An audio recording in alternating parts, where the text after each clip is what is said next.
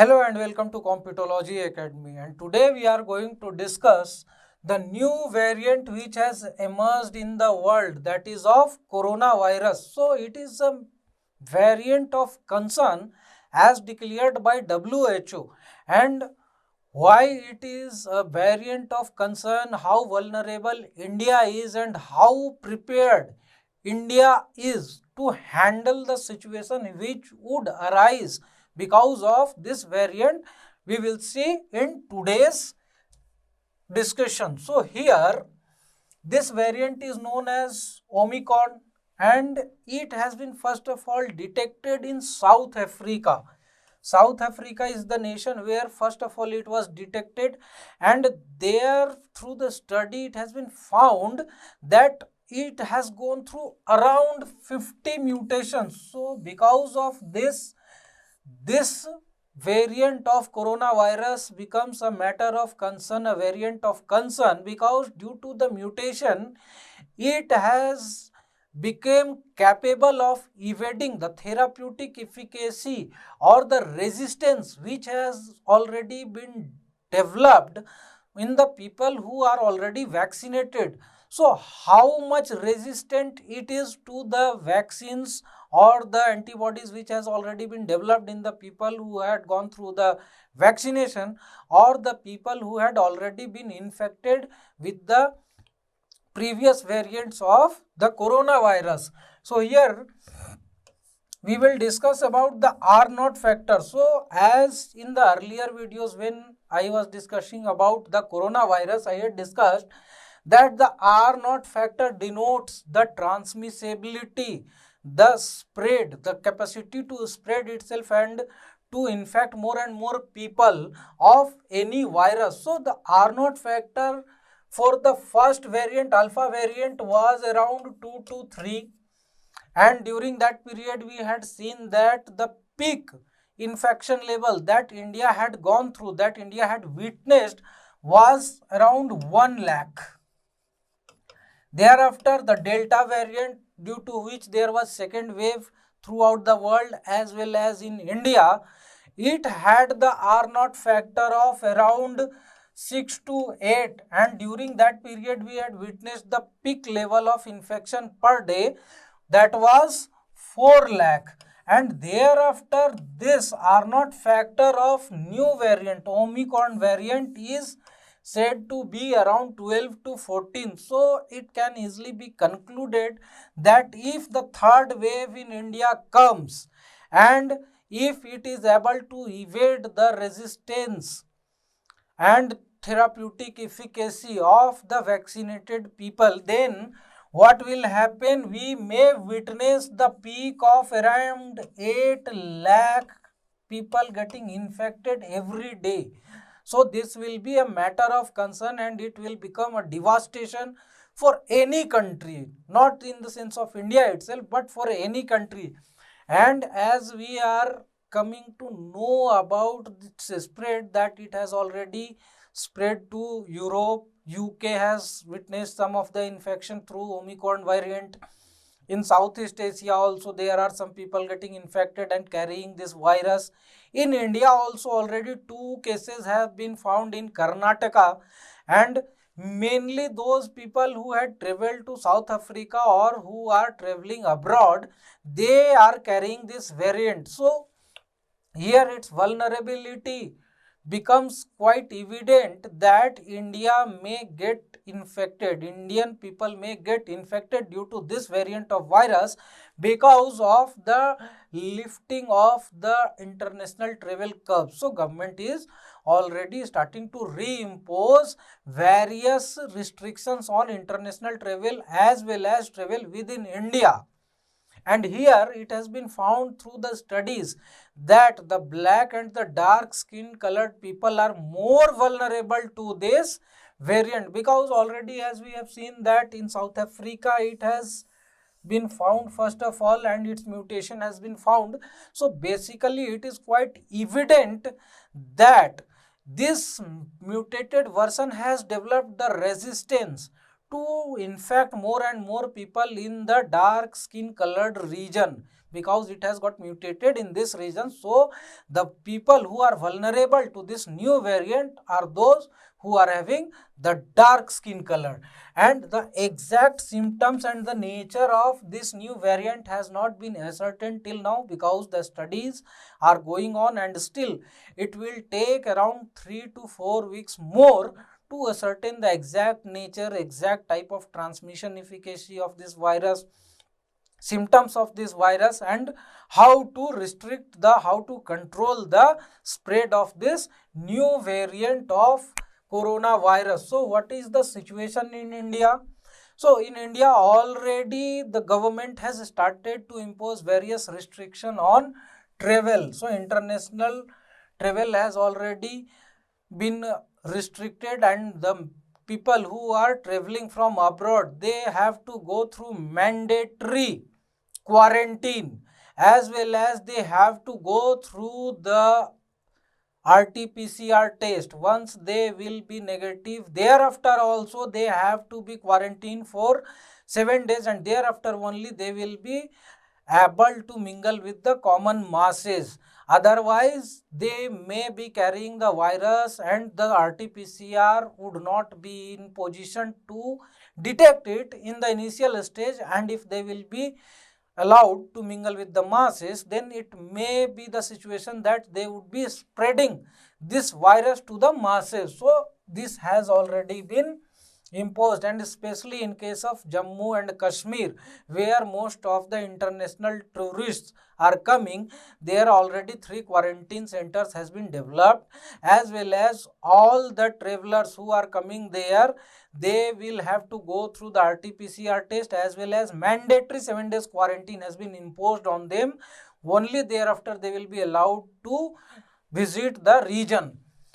Thereafter, high level of vaccination in India is one of the positive thing that we are having, because we are seeing that, we are witnessing that most of the mutated versions and most of the infection cases are coming from those regions which are not having adequate amount of vaccination, or which are having the lowest amount of vaccination. Lowest number of people are vaccinated. In those countries the cases are rising quite fast, and mutations are also arising from these regions only. However, in case of India, more than 100 crore vaccines are already administered, and here most of the people, like more than 40% of the people have received 2 doses. So most of the people, that is more than 40% of the population in India, have already received the 2 doses, and the vaccination has done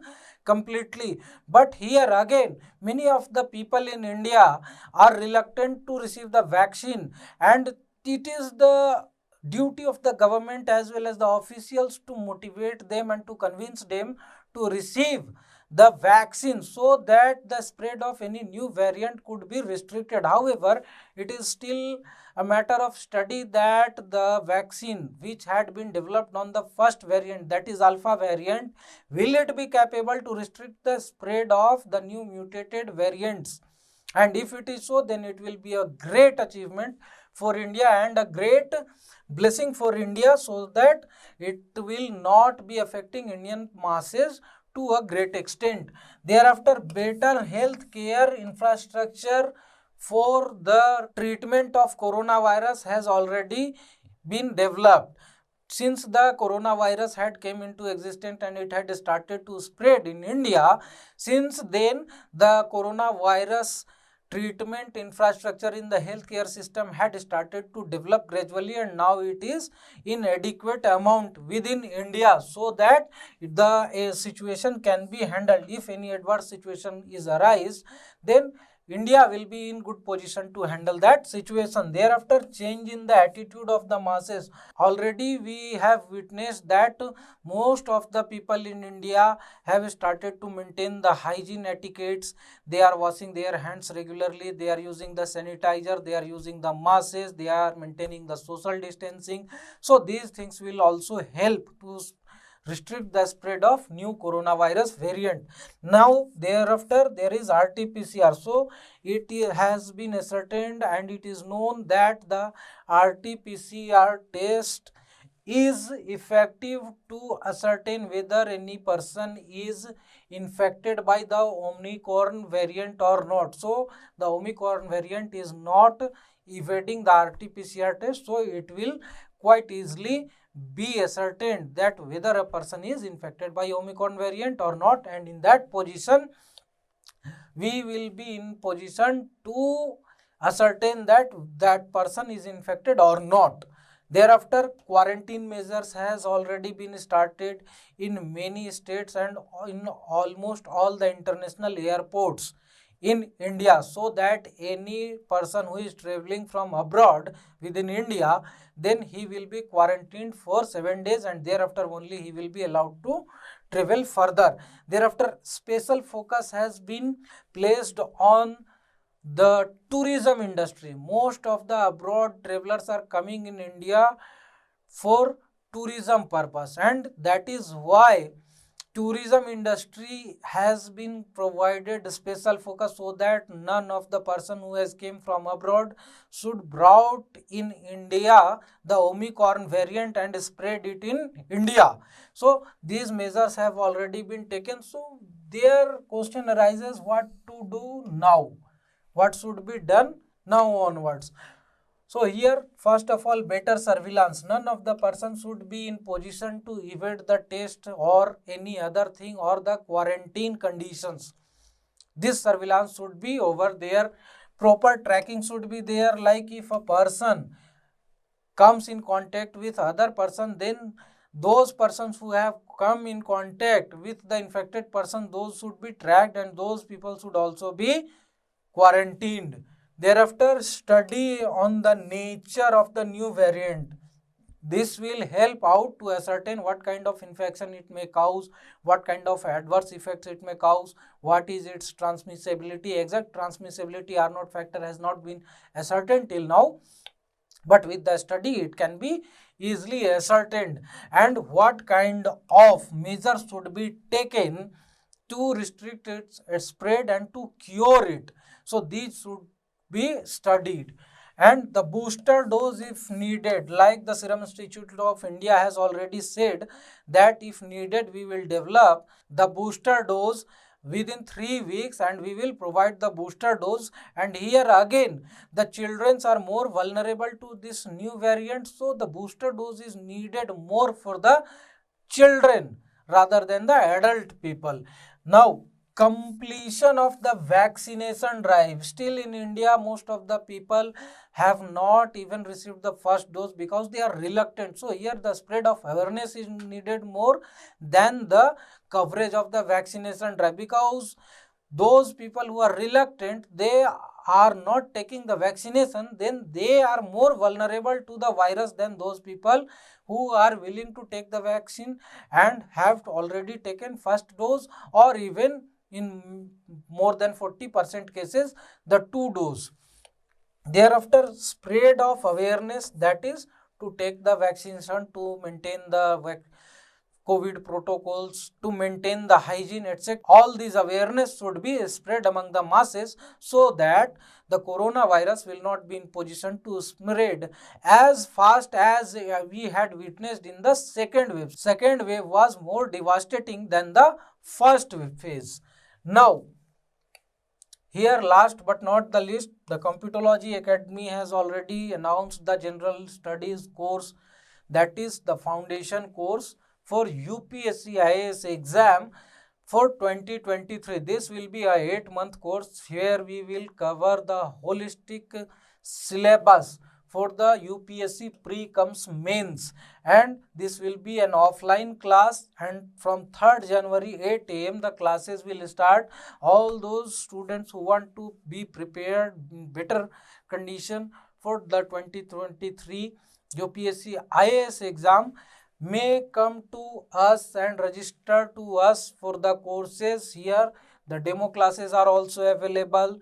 The installment facility in the fee is also available. So all those students who are willing to prepare for the civil services exam and want to crack it in the first attempt itself, get in touch with us on our landline number as well. Here we have provided the WhatsApp number also. Through that you can also contact us. This is our website. Those who want to register online, they can also register on these courses from the website itself. So here we finish off. Thank you very much, and do follow us on our social media channels. This is our handle for Facebook and Instagram. This is our handle for Telegram, and do subscribe our channel and press the bell icon to get notified whenever we upload new videos. Thank you very much and have a nice day.